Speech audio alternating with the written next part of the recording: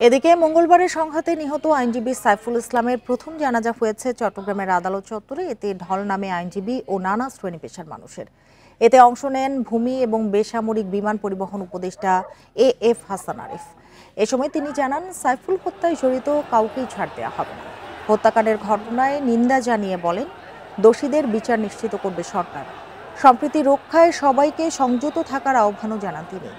পরে জমিয়াতুল ফালা মসজিদ ময়দানে জানাজার জন্য নেওয়া হয় সাইফুলের মরদেহ। সেখানে তার দ্বিতীয় জানাজা অনুষ্ঠিত হয়। এদিকে আইনজীবী সাইফুল ইসলাম নিহতের ঘটনায় কর্মবিরতি পালন করছে জেলা আইনজীবী সমিতি। আগামীকাল আবারও কর্মবিরতি ঘোষণা দিয়েছেন আইনজীবীরা।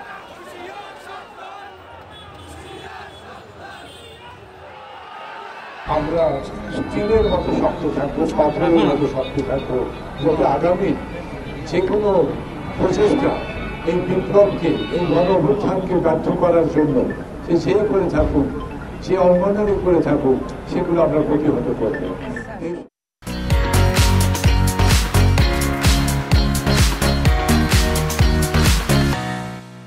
আইনজীবী সাইফুল ইসলামের জানাজা ও আইন শৃঙ্খলা পরিস্থিতি নিয়ে জানাতে চট্টগ্রাম থেকে যোগ দেবেন সহকর্মী আলমগীর সবুজ।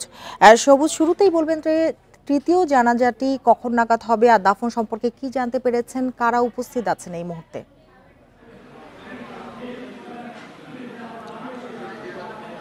তৃতীয় এখানে চট্টগ্রামে পরপর দুইটা জানাজা অনুষ্ঠিত হয়েছে নিহত আইনজীবী সাইফুল ইসলাম আলিফের। প্রথমটা আমরা যেমনটা শুনছিলাম চট্টগ্রাম আদালত প্রাঙ্গণে, যেটা আলিফের তার কর্মস্থল ছিল। সেখানে আসলে হাজার হাজার মানুষের, বিশেষ করে তার যারা সহকর্মী ছিল তাদের ঢল নাম, এবং পাশাপাশি অন্যান্য সাধারণ মানুষও ছিলেন। এবং এরপরে 11টার ঠিক পরে জমিয়তুল ফালা জাতীয় মসজিদ ময়দানে জানাজাটা অনুষ্ঠিত হয়েছে। সেখানেও আসলে আমরা দেখেছি হাজার হাজার, বলা চলে যে লাখো মানুষের ঢল নামে, এবং বিভিন্ন শ্রেণীর আইনজীবী ছাড়াও নানা শ্রেণীর মানুষ সেখানে উপস্থিত ছিলেন। সেখানে বিশেষ করে বলতে হয়, সেখানে উপস্থিত ছিলেন বেসামরিক বিমান উপদেষ্টা হাসান আরিফ সহ, এবং বৈষম্য বিরোধী ছাত্র আন্দোলনের নেতা সার্জিস আলম এবং হাসনাত আবদুল্লাহ উপস্থিত ছিলেন। পরবর্তী যে জানাজা, আরেকটা জানাজা, দুইটা এখানে হওয়ার কথা ছিল, কিন্তু এর আগেই তার কফিন নিয়ে যাওয়া হয়েছে তার গ্রামের বাড়ি, সাইফুল ইসলামের গ্রামের বাড়ি লোহাগাড়া চুনতিতে। আমরা জেনেছি সেখানে আসরের নামাজের পরে জানাজা অনুষ্ঠিত হবে এবং সেখানে তার পারিবারিক কবরস্থানে তাকে দাফন করা হবে। এদিকে এই মুহূর্তে আসলে আমি যেখানে আছি, চট্টগ্রাম সার্কিট হাউস মিলনায়িতে আছি। এখানে উপদেষ্টা হাসান আরিফ এবং হিন্দু যারা নেতৃবৃন্দ আছে তাদের সাথে বৈঠকে বসেছেন। সেখানে উপস্থিত আছেন চট্টগ্রাম মেট্রোপলিটন পুলিশ কমিশনার এবং চট্টগ্রাম সিটির মেয়র সহ বিভিন্ন কর্মকর্তারা উপস্থিত আছেন। আমি যদি একটু দেখানোর চেষ্টা করি, এই মুহূর্তে এখানে মিটিংটা চলছে। হাসান আরিফের সাথে হিন্দু নেতৃবৃন্দের যে মিটিং চলছে, তারা তাদের অবস্থান পরিষ্কার করছেন। আমি যদি একটু দেখানোর চেষ্টা করি, এখানে হিন্দু নেতৃবৃন্দ যারা আছে তারা তাদের তরফ থেকে কিভাবে সমস্যার সমাধান করা যায় সেগুলি তুলে ধরছেন। পাশাপাশি উপদেষ্টা এবং নেতৃবৃন্দ তাদের বক্তব্য শুনছেন।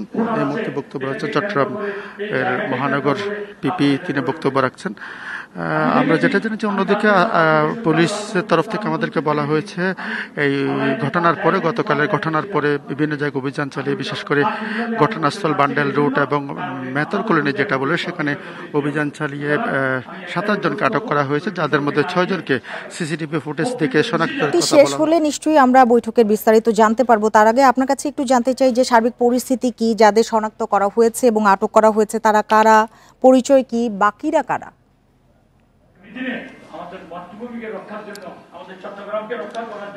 পুলিশের তরফ থেকে আমাদের যে বলা হয়েছে যে 6 জনকে তারা শনাক্ত করেছে, তাদের সিসিটিভি ফুটেজ দেখে তাদেরকে শনাক্তের কথা বলা হয়েছে। অন্যদিকে বাকি যারা 21 জন আছে আমাদেরকে বলা হয়েছে তাদেরকে সন্দেহজনক এবং নানা তথ্যের ভিত্তিতে তাদেরকে আটক করা হয়েছে এবং তাদেরকে যাচাই বাছাই করা হচ্ছে বলে আমাদেরকে জানিয়েছেন। অন্যদিকে তাদের স্বজনরা আমাদের কাছে, আমরা দেখেছি কোতোয়ালি থানার সামনে তারা জড়ো হয়েছেন। তারা আমাদেরকে জানিয়েছেন তারা নির্দোষ বলে দাবি করছে, কিন্তু পুলিশের তরফ থেকে বলা হয়েছে কোনো নির্দোষ ব্যক্তিকে তারা সেখানে রাখবে না, তারা যাচাই বাছাই করছে এবং যারা সিসিটিভি ফুটেজ দেখে তাদের শনাক্ত হয় তারা ছাড়াও অন্যভাবে কোনো সম্পৃক্ততা আছে কিনা না ধরনের সিসিটিভি ফুটেজ তারা সংগ্রহ করে সেগুলি যাচাই বাছাই চলছে বলে আমাদেরকে পুলিশ জানিয়েছেন।